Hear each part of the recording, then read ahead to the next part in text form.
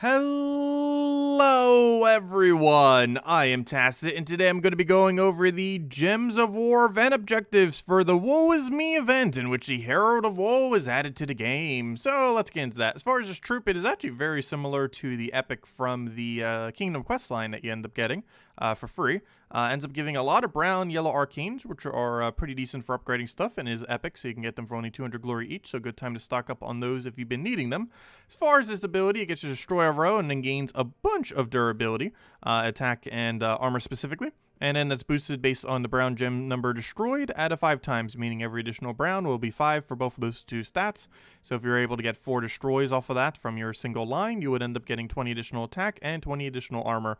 Overall, this thing is going to be pretty useless unless you started within the last week or two. This is not going to scale that well into any part of the game, and for the most part will just be completely unused. It has very similar trait setup, if not exactly, to the Herald of Chaos as well that you get from completing out the questline there. And overall, Herald of Chaos, due to its being more offensive rather than defensive, is probably the stronger option anyways. So this thing is essentially just going to be unused and just used for kingdom upgrading, as many glory troops often are. Other than that, there are actually a lot of things that we might be using this week for kingdom upgrades, because the event drop table right now is for Blighted Lands, and while Blighted Lands doesn't have too many insane options as far as powerful things that you would use within a team, it does count as a magic kingdom, so if you can get 10 star on it, it will be a +1 magic. It can currently reach 18 star as of the most recent troop add to the game, but 10 star is a permanent magic bonus if you can get to that. As far as all the drops that are within Blighted Lands, every single thing you see here is available except for 5, and those 5 are the Doom of Flame, which is only obtainable whenever there's a red Tower of Doom, and the 4 Fell Roost troops, which are also not going to be obtainable then. So as far as the things that are actually decent here, a couple of them include Inferno King. Not used too often, but it does have a convert green to skull option, as well as a brown to red. Just a nice standard double convert, one of the earlier ones that was added into the game. Hellcat is ever so occasionally used for transform to red, very, very occasionally, but can be useful. And aside from that, there is the Lammerstu. Lammerstu is a Empower troop. It is an Empower troop that denies one of its own colors. However, it does have damage attached to its ability, where it will automatically hit the weakest, which can be pretty useful given that that is a poke right at the beginning of the battle, in combination with the fact that it can potentially extra turn. So it has a little bit going for it in that regard, but overall, rather average options that you'd pretty much only really use event keys for if you're specifically trying to target to 10 stars or just upgrading further. But +1 magic, definitely pretty good, so if you already have a mythic laying around for the kingdom, is worth considering to go get that up. Anyways, as far as other things that we got going on this week, we got a 10% to all Blighted Lands. This is a Blighted Lands week, and 10% to all Daemons. While it is not advised, you also get 2 times Straight Stones whenever you use Herald of Woe in PvP, which actually we do have a campaign objective for PvP as well this week to go do 15 of them. So you'll have to do some amount of PvP regardless, so you could potentially use it for that, though not really worth it for how much slower it'll make the team. Anyways, as far as the lore event, we did end up getting a new weapon from it, the Lockstone. This thing is completely useless, kind of like Silent Knight, but slightly more useful, but at a higher mana cost. Compared to Essence of Evil, you would never bother using this. Just gains a barrier, deals some damage to an enemy, and then silences them, and does get to do a little bit of a mana drain to first, is the only other relevant thing it kind of gets from being leveled up. Overall, pretty lackluster weapon that you're never really going to touch. It's just for basically upgrading the kingdom, but I still advise getting it. It's going to be available all week. You can get it through 500 gems through the reward lore events, which is what we did here. Otherwise, you can get it in Soulforged. But if you miss out on it, not really too big a deal. It's just basically a weapon that you would collect for completionist purposes. As far as the event, we do have a pretty hefty restriction, being a brown-green daemon, as far as what we can end up using here. Right here, I actually have the cheaper team set here. This is Mang Double Gluttony into Spider Queen. This uses all extremely low rarity stuff right here. Mang is Titan. Titan, of course, has barrier every single brown once you have it to 40, which is what allows you to live. Mang gets to go and tear their armor and give you attack value relative to that. and combined with the fact that we have extra damage for this event, will be enough for Mang to completely solo the event. You can literally just run Mang with whatever you want. Just cast Mang, and every skull you take will kill something with all of the extra attack bonus that we have from the badges this week. So you could just run that and pretty much be good to go. Gluttony's kind of here for the little bit of Devour and mana accumulation, and just try for those Devours. And Spider Queen here is just for a little bit of a mana denial. Not really too many good mana generators as far as options for this event, and whenever you do use something, you generally want to put in a Skull Spammer if you have something a little bit more expensive like a Wrath or Glaceon or similar options. Skull Spam is going to be very, very effective this time around. Web Spinner first slot, which is what we use for the other team, the more expensive one, is also very viable for this since it has basically the damage potential immediately without having to cast like a Mang does. But overall, pretty straightforward event. You basically just take a bunch of skulls and get as many skulls as you possibly can. As far as the actual point values, the epics are worth 2, the legends are worth 4, and the mythics are worth 6. And you want to focus on these as, you basically want to do it based on highest rarity. Level does not matter this time. Specifically, the Gorthern and Feldress are for 2, the Groshnok and the Solzar are for 4, and the Shade of Zorn and Gargantar are for 6, as far as the full breakdown for this event, and is based entirely on rarity. So you can just skip the lower level one. So right here, it'd be just better to do the 10s rather than to do the 20 here, as they will all give the exact same amount of points this week, assuming they are the same rarity. Otherwise, do highest rarity. Anyways, as far as other things that we got going on this week, we got a couple things, most notably this weekend. But today, we got ourselves the Fell Roost faction. Kind of interesting that ends up lining up with a Blighted Lands event since it is associated to it. But this place is kind of weird, has a lot of revive. Definitely not the easiest, not the hardest faction either. It's just kind of a weird one. It's basically in the shape of a gigantic mountain too. But overall, rather average faction. The following day for the pets, one that we already have, just another Blighted Lands pet, getting that back again. One of the earlier ones, so most people probably have it maxed, but if you don't, you'll be able to get more copies. Other than that, Thursday, we got ourselves, of course, the class event for the Diabolist, which is the Blighted Lands class. This is a rather useless hero class, and not really one worth really getting too high. However, since a lot of people probably don't have it upgraded, at least it'll give you some free XP, if nothing else.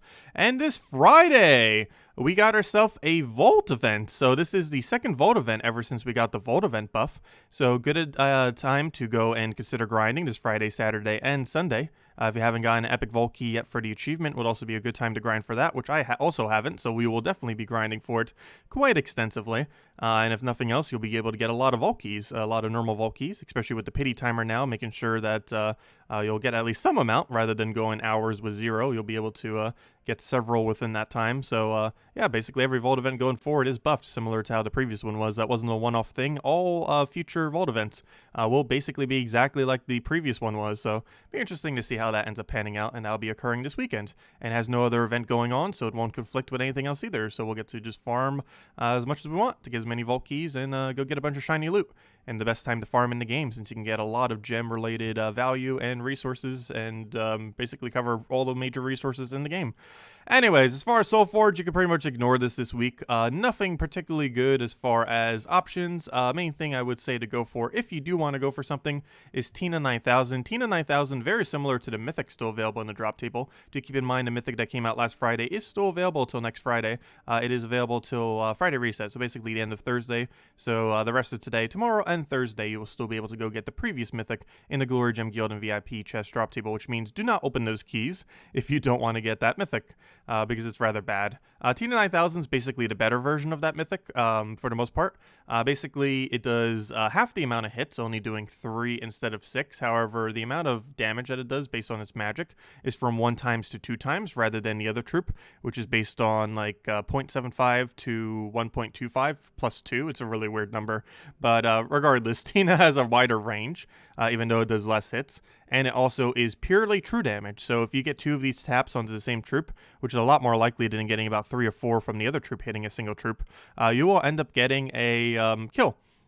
It also ends up gaining a bunch of armor, which normally wouldn't be too relevant, just gaining a bunch of armor. However, it has two aspects that use this armor gain very well. Actually, one of the best of almost any troop in the game, other than like Rowan and such.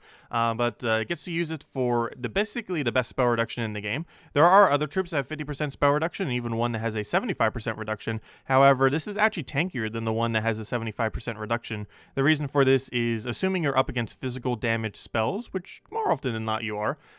This will end up being more effective due to the fact that it gains such a hefty amount of armor, combined with the fact that, well, it gets reduced by 50%. So, yeah, that's a lot of value. Like right there, that 80 armor gain right there will end up being 160 potential reduction in spells, assuming they are doing physical damage. So, it ends up going a very, very long way as far as how much it can go. Oh, actually, my bad. I mean 120. But you get the point. It's a lot of reduction. And anyways, whatever armor it does get to keep, normally it's used in second slot, so it can get at least a couple casts and doesn't get completely obliterated by skulls early, so that you can accumulate mana in that time. But T9000 very commonly in second spot, and it gets 50% additional armor to skull damage. So after your first slot dies, and you casted this, let's say, like twice, you're going to be hitting very high. It normally hits like over 100 extra damage in how much armor it's accumulated up to that point. So it can get a lot of additional damage per skull. So overall, pretty decent troop. No, I don't use it too often. It's more of like a Guild War option, I would feel, more so than anything. It's not the quickest for like quick killing PvP or for any kind of game mode, but it's a really safe option, and it's generally the thing that you go for if you desperately need a spell reduction troop, particularly in second spot, because not only does that a good counter to something like Yagwe Queen Titania, which is not just physical damage, but it gets to tank your front line, since it'll be hitting the first two, and one of those has super high reduction with this troop, but it's also is a good cleanup troop with its really high amount of true damage. It covers a lot of ground. Biggest thing it's missing is, of course, no mana accumulation end to end its turn once it casts, which is the biggest thing holding it back, as many mythics are. Also, I would say Catches the Bull is higher priority than Tina 9000. They share the same color and mana cost, and I personally feel like personally feel like Ketris has more viability. However, this is still a good utility troop to consider at some point, and if you're going to bother crafting something, that is the thing.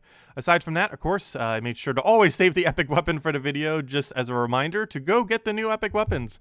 We got a bunch of them 2 patches ago, and yeah, we basically get a new one every single week for the next like few months, assuming we don't get any repeat kingdoms within that time.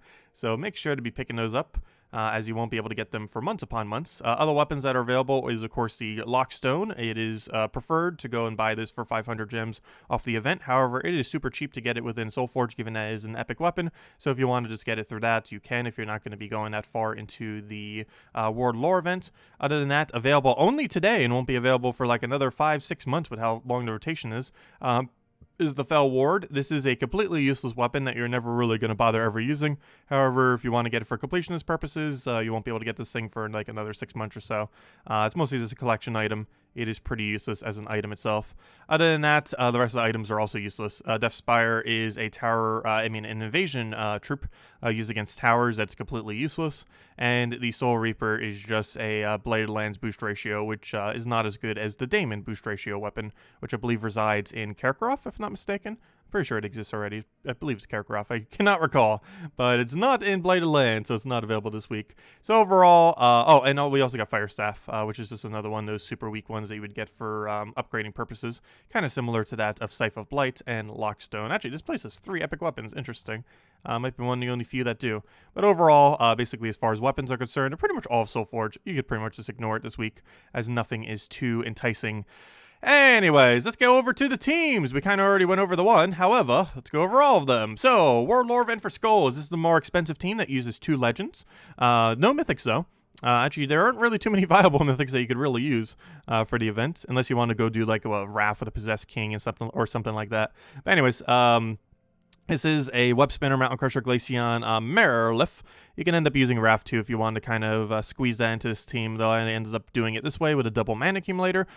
Reason for Web Spinner, of course, is the triple damage that it gets to do to almost everything in the game, which is obviously very effective and going to be one-shotting everything in combination with the extra skull damage you do. Mountain Crusher's here for mana accumulation, Glaceon does skulls, and Merlif is for the extra mana accumulation and for the board clear, in case we need an alternative board clear. But yeah, you basically just want to run a bunch of skull spam into something that can absolutely obliterate them with a high skull damage, either Mang or Web Spinner, similar, even Wrath up in verse would be fine, because his Enrage might actually be enough to kill in one shot with all the metals this week, especially if you bought a little bit further into packs. because tier 4 is actually enough to get 2 full metals. So you'll be able to get, what is that, 320% additional skull damage. And it does fully stack with Enrage, as well as the triple damage of this. So you're doing absurd amount of damage. That's like almost 10 times its value in damage, how much you end up getting between those two numbers combined together. So that's very big. And yeah, very strong as far as their overall damage output. So skull spam ends up working out the best rather than having to cast spam. For the very early section, you can kind of cast spam like web spinner and stuff, but obviously for most of it, you skull spam it all down. As I already mentioned, here's the Mang team, and probably the cheapest team you could viably end up doing it with. It's Mang set to Titan, which you want to have at least at level 40 so you can bury every brown. You cast Mang once and you'll be able to one-shot everything in combination with the metals. Gluttonies here are here for a backup, or mostly for mana accumulation. However, they do have a small chance to devour at 20%, so make sure to use it on something that can be devoured. And Spider Queen here is just a basic mana disable if they're about to cast on something dangerous. Simply go and eliminate all their armor and you're good to go. It also gets a little bit of armor reduction, or sorry, all of their mana. It also gets a little bit of an armor reduction attached to it. Obviously, the main reason you're running it, though, is for the mana drain, and simply the mana drain. Anyways, for the faction, the super cheap team that you can run is Triple Finesse. This kingdom has this faction has a lot of yellow in it, and Finesse is really good against this. Just use Stormcaller fully traded, and you'll be good to go. It is better to use a Doom weapon with this. However, I am showing it here with Black Manacle simply because it is way cheaper to go and copy and paste in case you don't have the specific Doom weapon that I happen to just show there. However, otherwise, Doomed Glaive would be pretty strong there if you happen to have it. Otherwise, Black Manacles is perfectly fine. You're generally just casting the Finesses anyways. The Doom weapon in last slot with the Doom Skull converts into full AoEs, normally just used as a cleanup option to speed it up. It is not actually required to win out the battles. But yeah, Finesse, really strong. Whenever there is a Yellow Storm in play, which you can end up getting perpetually off of, any Storm actually ends up working. However, Yellow Storm obviously works out the best. But you can use Yellow Storm off of Stormcaller, ends up giving 6 mana to all other allies. Once you have the first one, the full mana, and the second one, the half mana, you simply keep casting it in, and boom, you're going to be good to go. You're just going to keep getting a mana loop. You keep getting pokes. The first and last battle are almost purely yellow, and you'll be able to get a huge amount of damage down. So yeah, you can easily run through it with Finesse. For the later battles, if you truly want to just go quick kill them all, of course, we also have the High King Iron God option. So you just spam that, just put a Thrall in there. We don't have like a really good curse or anything, so you kind of have to use Fiend Fire if you want to go for that. If I'm not mistaken, that is the weapon for 250 wins off of the Blighted Lands hero class. So kind of convenient that we're showing it with this, as it is the event week for it. So kind of aligns up. You could buy this for gems on Thursday. However, it is not advised doing it. The advised way of obtaining this weapon is to get 250 wins while using the Blighted Lands hero class of Diabolist, some of which you might even be able to do on Thursday itself. But yeah, I would not bother buying this weapon through gems. It's pretty expensive. Just go and get 250 wins on this thing if you want to use it for that team. This faction does lack quite a bit in curse or other similar options, so you kind of have to use Fiend Fire for the most part. There's not too many options based on the color restriction. And other than that, as far as pure faction, is pretty straightforward of just using whatever the strongest thing is, and that is Nocturnia. The main reason for using just 4 Nocturnias is mostly because your team by the end of the delve will actually be not 4 Nocturnias. The reason for this is, assuming they'll die, which generally they will be given the lack of diversity on the team, there's a 20% chance it gets to summon a Fell Dragon egg every single time you cast one. On top of that, it also has a 50% chance to spawn a Fell Dragon egg with full mana on death. So this egg also gets to go and do another summon. So let's say you are 2 dead, or let's say you're 3 dead. Let's say you have 1 dead. Second Nocturnia dies, that one makes an egg. You then have an egg with full mana that then summons another troop. You just went from having 3 to 2 to 4 troops within like a single turn. So you can get quite a bit of a comeback, which is why you mostly just want to run pure Nocturnia, because your team will not be pure Nocturnia by the end, and it's just a really high damage source up until that point. And ideally your team by the end of the battle wants to be whatever in the first 2 slots with 2 Nocturnias by the end, and that will end up happening most likely due to the damage that you receive depending on how many potion effects you're running with, or if you're just running without potions. Though of course if you're doing it on a day like this, you're probably running it with potions during the event, and that's pretty much how you would end up taking it out. Lastly, Diabolist Class, pretty straightforward. Black Manacles with a bunch of Lammer Stews. You can just end up spamming it out with Lammer Stews. It does yellow to purple convert, feeds right into your Black Manacles, cast Black Manacles, dead. And if you need cleanup, they literally do damage to assist you, so should be pretty straightforward. And you also have a backup Devour in case they like get a revive or something. Otherwise you can just concentrate the Lammer Stew damage on them. But yeah, It's pretty much all the teams you'll end up needing for all the event stuff this week. And other than that, of course, the weekend, while I didn't end up showing it, you can, of course, just quick kill as far as how you run it for Friday. And for Vault events, you just go to a very low-level Explorer. Here we have a difficulty 1. You just run your quick kill Rowan or whatever other similar team you want to run. And then, boom, just kill it out with that. Might as well do a battle here. Why not? Already clicked the button.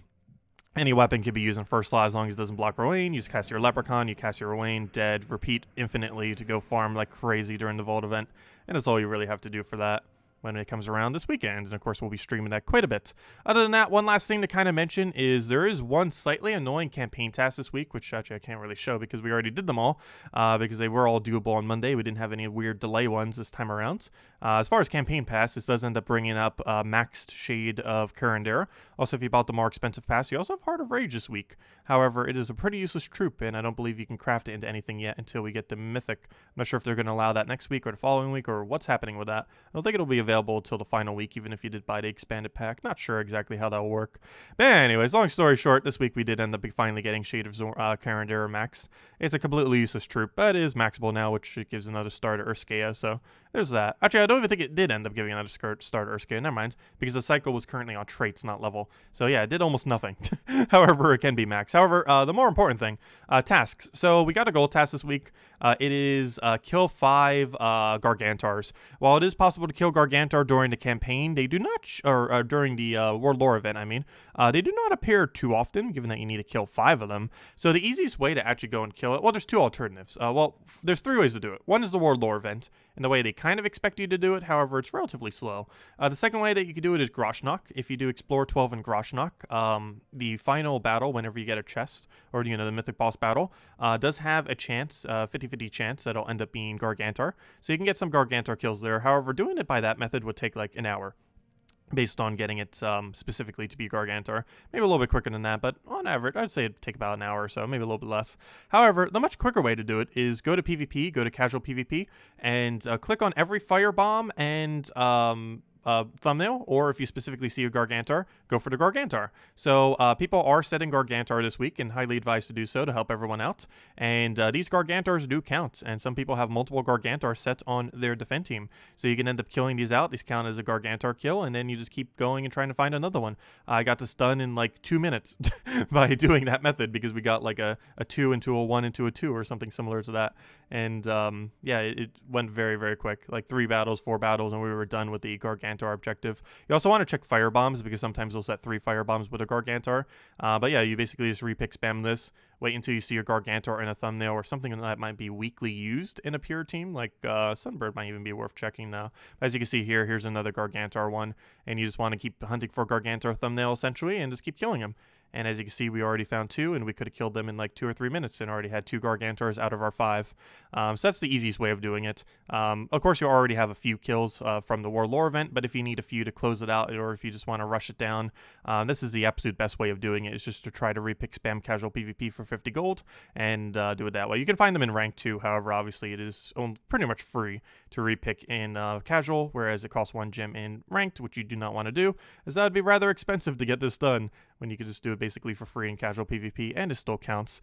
But anyways, guys, I'll wrap it up for this video. If you still have any other questions, feel free to leave it in the comment section below. As we normally stream every single night at 8 p.m. Eastern Standard Time for Gems of War, we will be going over the faction, so we'll be messing with that. We won't be doing pure faction or anything, of course, we already did that, but we'll be going through the normal battles, the lower level range, quick killing that. I might even use the finesse team for it. It's a pretty fun team to mess with, though we'll probably overkill it if we do it at that low of a level range, but we might mess with it.